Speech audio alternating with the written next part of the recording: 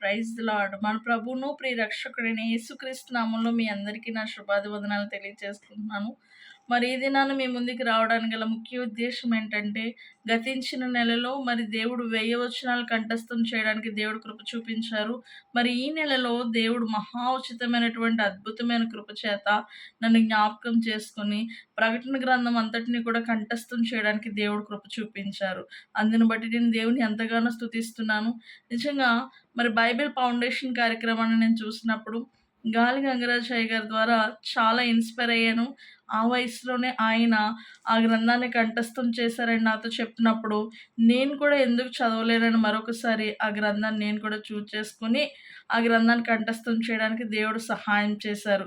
మొదటిగా ఆయన కాంటాక్ట్ చేసినప్పుడు 70 వచనాలు కంఠస్థం చేయమన్నారు. ఆ సమయంలో నేను ఆపరేషన్ అయ్యి నేను బెడ్ మీద ఉన్నాను. ఇంకా నాకు కుట్లు కూడా విప్పలేదు. స్టిచెస్ కూడా విప్పలేదు. ఆ సమయంలో నేను చాలా బలహీనరాలై ఉన్నప్పుడు దేవుడు అద్భుతమైన కృప చేత ఒక్క రోజులోనే ఆ 70 వచనాలు కంఠస్థం చేయడానికి దేవుడు కృప చూపించారు. ఆ తర్వాత ఒక 1000 వచనాలు కంఠస్థం చేయడానికి చెప్పడానికి కూడా దేవుడు కృప చూపించారు. ఆ తర్వాత ఈ నెలలో మరి ప్రకటన గ్రంథం 22 అధ్యాయాలు మొత్తం 400 వచనాలు కూడా కంఠస్థం చేయడానికి దేవుడు కృప చూపించారు.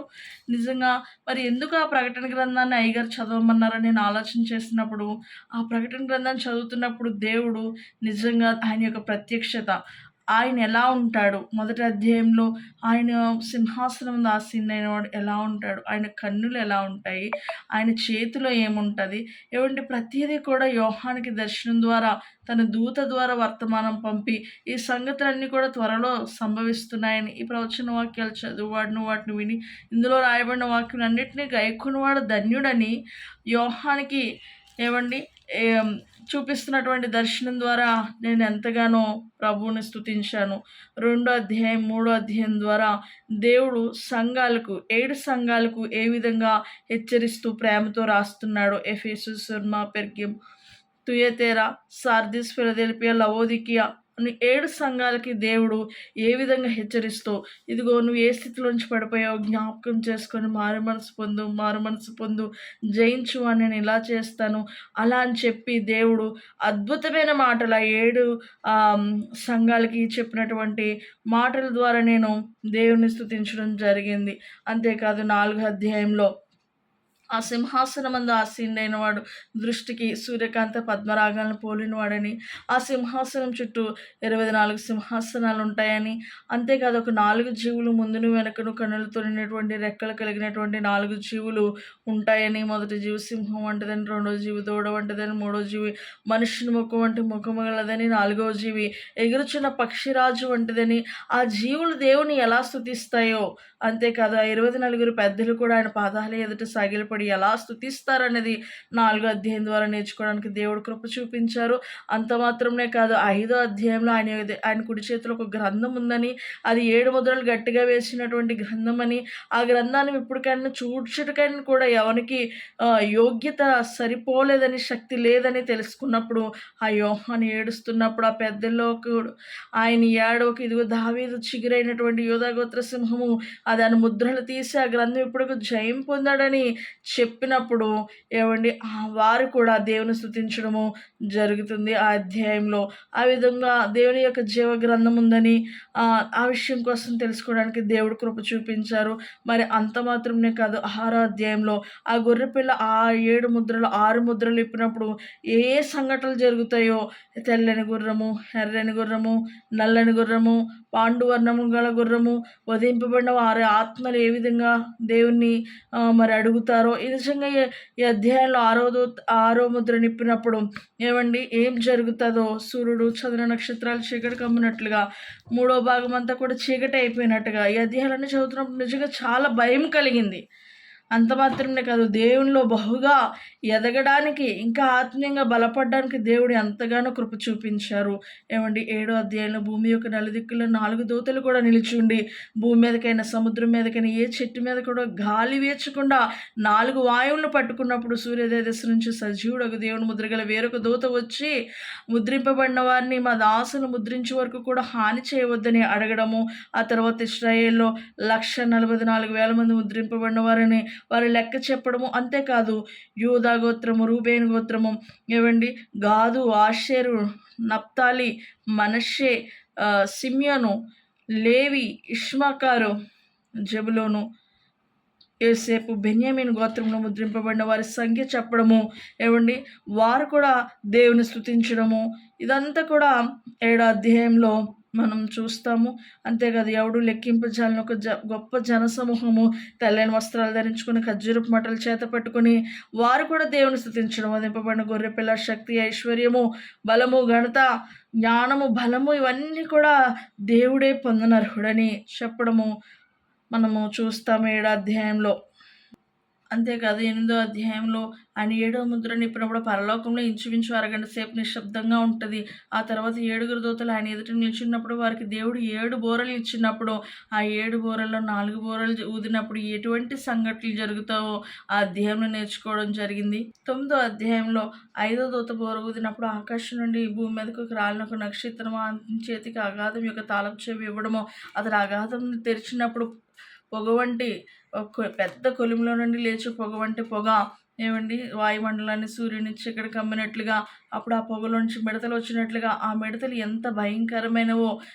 ఆ మిడతలు కుట్టు బాధకి మనుషులు మరణాన్ని వెతుకుతారు కానీ వారు చావాలని ఆశపడినా కూడా మరణం వారి ఎదురు నుండి పారిపోతుందని, ఆ మిడతలకు మనుషులు మక్కువ వంటివన్నీ, దాని మీద బంగారు కిరీటాలు ఉన్నాయని, యుద్ధమునకు సిద్ధపడినటువంటి గుర్రములు రథముల వలె ఉంటాయని, తర్వాత వాటికి తోకలు, కొండ్లు ఇవన్నీ వాటి చేత మనుషులు హాని చేస్తాయని నిజంగా చాలా భయం కలిగింది ఆ అధ్యాయాన్ని చదివినప్పుడు. దేవుడితో ఇంకెక్కువ సహవాసం చేయడానికి దేవుడు కృప చూపించారు. ఈ విధంగా మొదటి శ్రమలు గతించిన తర్వాత 6వ దూత బూర ఊదినప్పుడు ఏ విధంగా జరుగుతుందో ఆ గుర్రం మీద కూర్చున్న వారు కూడా వారి నోళ్ళలోంచి అగ్నిధూమ గంధకముల వంటి గంధకముల చేత మనుషుల్లో 3వ భాగం సంహరించవాలని, వాటి తోకలు పాముల్లా ఉండి వాటికి తలలు గలవైనందున వాటి చేత కూడా మనుషులు హాని చేయడానికి దేవుడు వాటికి అధికారం ఇచ్చాడని, ఆ విధంగా అవి హాని చేస్తాయని చదివినప్పుడు ఇంకా ఎక్కువ భయం కలిగింది. ఇంకా ఆ దినం సమీపించుకొని మరి ఎక్కువగా ఆయన స్తుతించి ఆరాధించాలని తెలుసుకున్నాను. 10వ అధ్యాయంలో బలిష్ఠుడైన ఒక దేవదూత భూమి మీద తన సముద్రం మీద తన కుడికాలను, భూమి మీద తన ఎడమ కాలను నిలిపి ఆయన చేతిలో ఒక చిన్న విప్పబడిన పుస్తకం ఉందని, ఒక గ్రంథం ఉందని, ఆ గ్రంథాన్ని కోసము ఆయన వచ్చి స్తుతించడము. పరలోకం నుండి ఒక స్వరం వచ్చి యోహాన్ని ఆ గ్రంథం తీసుకోమన్నప్పుడు అతను ఆ గ్రంథాన్ని తీసుకొని తినివేయమన్నప్పుడు అతడు తినివేసిన తర్వాత తన కడుపుకి చేదైనట్టుగా, తన నోటికి తేనెవలే మధురంగా ఉన్నట్టుగా ఆ అధ్యాయంలో బలిష్ఠుడైన దేవదూత కోసం నేర్చుకోవడం జరిగింది. 11వ అధ్యాయంలో ఒక కొలకర్ర దేవుని ఇచ్చి ఆలయంలో పూజించు వారిని ఆలయాన్ని లెక్కించమని, ఆలయం వెలుపటి ఆవరణ కొలత వేక వాటిని విడిచిపెట్టమని. అంతేకాదు 2 సాక్షులకు దేవుడు అధికారం ఇచ్చిన తర్వాత వారు ఏ విధంగా చేస్తారు, ఆ తర్వాత ఆ 2 సాక్షుల్ని ఆ గాధం నుండి వచ్చే క్రూరముగా వారిని చంపి పట్టణపు మహావీధిలో పడవేసిన తర్వాత భూనివాసులకు, జనములకు సంబంధించిన ప్రతి వారు కూడా 3 దినములన్నర ఆ శవమును పాతి పెట్టనీయకుండా వారు ఉత్సహించు, సంతోషించు, ఒకరికొకరు కట్నములు పంపుకున్నప్పుడు పరలోకం నుంచి పెద్ద భూకంపం వచ్చి వారిని దహించినట్లుగా, జీవాత్మ వచ్చి ఆ 2 సాక్షులు ఉనికి నిలిచినప్పుడు వారు మేఘారుహుల ఆరోహణం అయిపోయినట్లుగా ఆ గడిలోనే పెద్ద భూకంపం వచ్చి ఆ భూకంపం చేత నిజంగా 7,000 మంది చనిపోయినట్లుగా ఎంత భయాక్రాంతులై వారు స్తుతించారో ఆ అధ్యాయం ద్వారా నేర్చుకోవడం జరిగింది. 7వ దూత బూర ఊదినప్పుడు పరలోక రాజ్యంలో గొప్ప శబ్దాలు కలిగాయని, ఆ శబ్దాలు ఈ లోకరాజ్యం మన ప్రభు రాజ్యం అని, క్రీస్తు రాజ్యం అయిందని, అధికారం ఆయనదైందని, అప్పుడు ఆ 24 పెద్దలు కూడా ఆయన పాదముల ఎదుట సాష్టాంగపడి, ఇదిగో భూమిని నశింపజేయ వారికి తగిన ఫలం ఇవ్వడానికి, నశింపజేయడానికి సమయం వచ్చిందని దేవునికి జ్ఞాపకం చేయడము. అప్పుడు ఆలయము తెరవబడినప్పుడు అందులో సాక్ష్యపు మందసం కనబడినప్పుడు మెరుపులు, ధ్వనులు, ఉరుములు, భూకంపములు, గొప్ప వడగండ్లు కలిగినట్లుగా ఈ అధ్యాయం ద్వారా 11వ అధ్యాయం ద్వారా నేర్చుకోవడానికి దేవుడు కృప చూపించారు.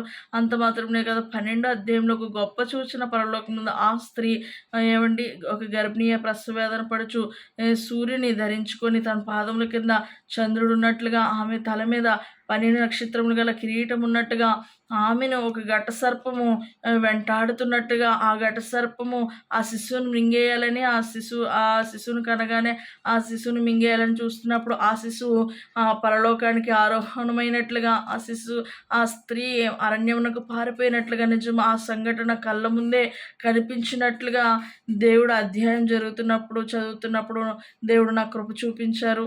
అంతేకాదు పరలోకంలో మిఖాయేలు దూతలతోటి ఆ ఘటసర్పం యుద్ధం చేసి మరి ఓడిపోయినట్లుగా, అది పరలోకం నుంచి తోయబడినట్లుగా నిజంగా అధ్యాయం ద్వారా తెలుసుకోవడానికి దేవుడు కృప చూపించారు. ఆ అపవాది తగిన సమయం, తనకున్నటువంటి సమయం కొంచెమే అని బహుక్రోధం గలవాడే వస్తున్నాడని, ఇంకా ఆత్మీయతలో బలపడి జాగ్రత్త పడడానికి దేవుడు కృప చూపించారు. అంత మాత్రమే కాదు, ఆ స్త్రీని ఒక నది ప్రవాహంలో కొట్టుకుని పోవాలని ఆ సర్పం ఆమె వెనుక నీళ్ళ గ్రక్కినట్లుగా, భూమి తనకు సహకారి అయి ఉండి ఆ నీళ్ళ ప్రవాహం అంతా కూడా మింగివేసినట్లుగా ఆ అధ్యాయం ద్వారా దేవుడు కృప చూపించారు చదవడానికి.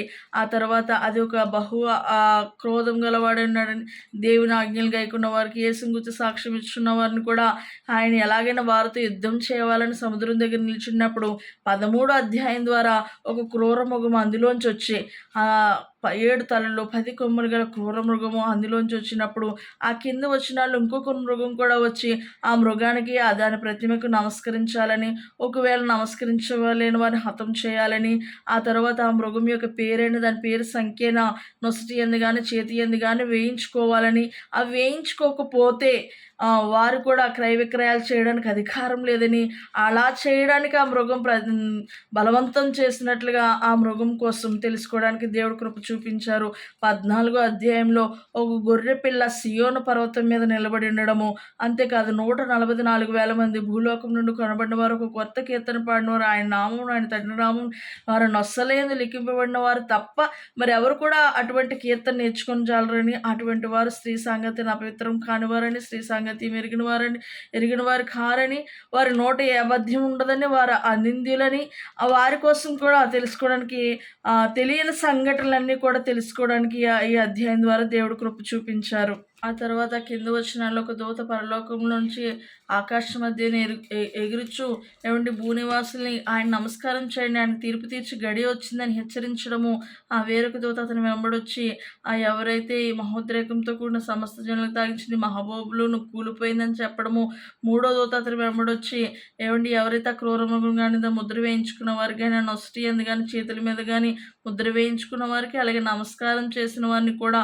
ఏమీ కలపకుండా ఉగ్రతలో వారు పాలు పొందుతారని, పరిశుద్ధులు ఎదుటను దూతలు ఎదుటను వారు బాధింపబడతారని, ఆ బాధ సంబంధమైనటువంటి పొగ యుగాలు లెగిస్తుందని, వారు రాత్రింబగళ్ళు కూడా నెమ్మది లేకుండా ఉంటారని చదివినప్పుడు నిజంగా చాలా భయం కలిగింది. అంత మాత్రమే కాదు, ప్రభునందు మృతులు ధన్యులు, వారు ప్రయాసములు మాని విశ్రాంతి నొందుతారు, వారి క్రియలు వారి వెంట వచ్చి నేను ఆత్మ చెప్పుచున్నాడని తెలుసుకున్నప్పుడు నిజంగా దేవుని మృతులందున వారు ఎంత ధన్యులు అనేది ఆ అధ్యాయం ద్వారా చదువుకోవడానికి దేవుడు కృప చూపించారు. తర్వాత భూమి పైరు పండి ఉన్నదని, ఆ తర్వాత కోతకాలం వచ్చి ఉన్నదని, మేఘం మీద ఆసీనటువంటి వాడు తన కొడవలి భూమి మీద వేసి తన అంతటిని కోసినప్పుడు, ఇంకొక దూత వచ్చి ఆలయంలో నుంచి వచ్చినప్పుడు అతను కూడా వాడిగల ఖడ్గం ఉందని, అతను కూడా ద్రాక్ష పండ్లను కోసినప్పుడు ఏమన్నా అది దేవుని కోపమని ద్రాక్షల పెద్ద తోటలో వేసినప్పుడు ఆ పట్టణం వెలుపటంతా కూడా రక్తం ప్రవహించినట్లుగా, 100 కోసులు దూరము గుర్రముల కళ్ళెము మట్టుకు రక్తం ప్రవహించినట్లుగా చదివినప్పుడు చాలా భయం కలిగింది, చాలా ఆశ్చర్యం కలిగింది. 15 అధ్యాయంలో ఆశ్చర్యకరమైన సూచన, 7 తెగులు పట్టుకున్నటువంటి 7 దూతలు ఇవే కడవరి తెగులని, వీటితో దేవుని కోపం సమాప్తమవుతుందని తెలుసుకున్నాను. అంత మాత్రమే కాదు, ఎవరైతే ఆ ముద్ర వేయించుకోలేదో, ఎవరైతే ఆ మృగానికి నమస్కారం చేయలేదో వారు అగ్నితో కలిసినటువంటి స్ఫటికపు సముద్రం మీద నిలుచుండి దేవుని ఏ విధంగా స్తుతిస్తున్నారో, ఆయన తీర్పులు, ఆయన న్యాయములు సత్యంలో ఉన్నాయని, ఆయన మార్గంలో న్యాయంలో ఉన్నాయని ప్రభువా దేవా సర్వాధికారి ఆయన స్తుతించడము తెలుసుకున్నాను. ఆ తర్వాత 7 దూతలు కూడా 4 జీవుల్లో ఒక జీవి వచ్చి ఆ పాత్రనిచ్చినప్పుడు దేవుని మహిమ నుండి శక్తి నుండి వచ్చినటువంటి పొగ చేత ఆలయం నింపబడినప్పుడు ఎవడు కూడా ఆలయంలోనికి ప్రవేశింపజాలకపోయిందని ఆ 15 అధ్యాయం ద్వారా తెలుసుకోవడానికి దేవుడు కృప చూపించారు. అంత మాత్రమే కాదు, 16 అధ్యాయంలో ఏమండి ఆ 7 దూతలు కూడా ఆ తెగుళ్ళను, ఆ పాత్రలను కుమ్మరించినప్పుడు భూమి మీద ఏం జరుగుతుందో, సముద్రం మీద ఏం జరుగుతుందో, నదుల్లోని జలధారల్లోని ఏం జరుగుతుందో, ఏవండి సూర్యుని మీద కుమ్మరించినప్పుడు ఏం జరుగుతుంది, ఆ క్రూరమృగ సింహాసనం మీద కుమ్మరించినప్పుడు ఏం జరుగుతుంది, యూఫ్రటీస్ నది మీద కుమ్మరించినప్పుడు ఏం జరుగుతుంది, వాయుమండలం మీద కుమ్మరించినప్పుడు ఏం జరుగుతుంది. ఈ అధ్యాయంలో ఆ తెగుళ్ళ కోసం నేర్చుకోవడానికి దేవుడు కృప చూపించారు. ఇంకా దేవుని యొక్క వాక్యంలోనే బలం పడడానికి దేవుడు ఎంతగానో కృప చూపించారు.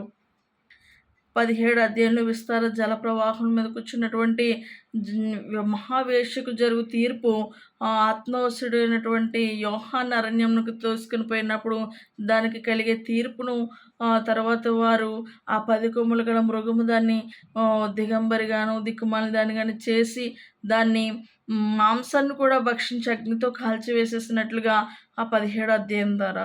తర్వాత 18 అధ్యాయం ద్వారా మహాధికారం గల దూత వచ్చినప్పుడు తన మహిమ చేత భూమి ప్రకాశించిందని, నిజంగా అందులోని సుఖభోగముల చేత ధనవంతులైనటువంటి వర్తకులు ఆ సరుకులేంటి, అది ఎలాగ వారు ధనవంతులయ్యారు, ఆ తర్వాత వారి పట్టణం ఏ విధంగా ఒక్క గడియలోనే ఒక్క దినమందే దానికి తగిళ్ళు ఎలా వచ్చాయి, దానికి తీర్పు తీరుస్తున్నటువంటి ప్రభువు ఎంత బలిష్ఠుడు అనే ఆ అధ్యాయం నిజంగా చాలా బలంగా నన్ను తాకింది.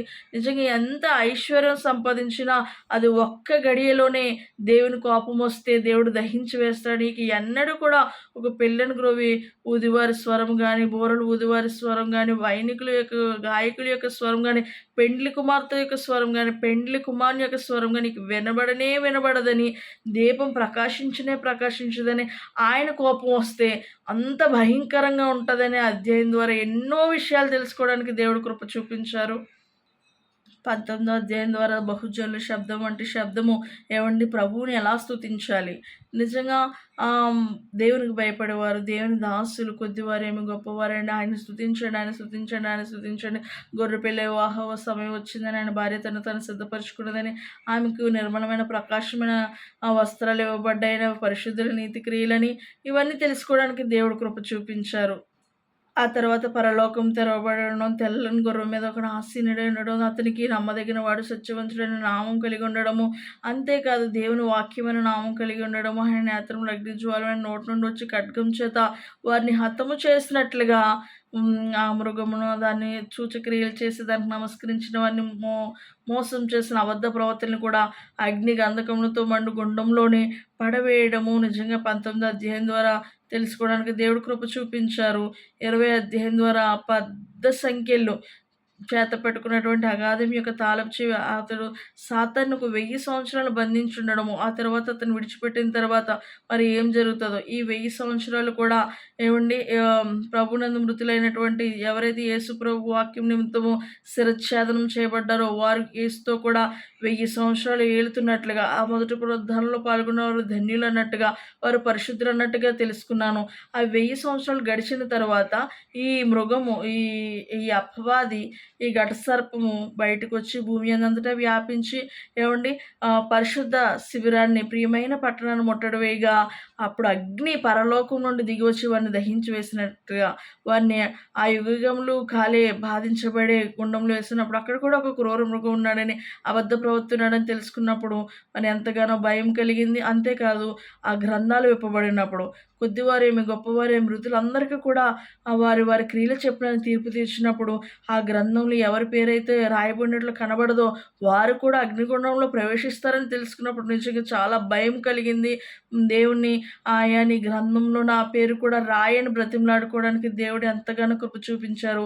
మరి అద్భుత రీతిగా ఆఖరి 21, 22 అధ్యాయాల్లో ఇంత స్వచ్ఛమైన స్ఫటికమైనటువంటి శుద్ధ సువర్ణమైనటువంటి పరలోక రాజ్యం ఉందా, పరలోక రాజ్యం ఉందని తెలుసుకున్నాను. కానీ ఆ పరలోక రాజ్యం అంత సుందరంగా ఉంటుందని నేను ఎప్పుడు చదవలేదు, అంతగా దేవుని కృపను అనుభవించలేదు. ఆ 21, 22 అధ్యాయాలు కంఠస్థ పెడుతుంటే నిజంగా ఆ పరలోక రాజ్యంలోనికి ప్రవేశించాలని ఆశ మరీ ఎక్కువైంది.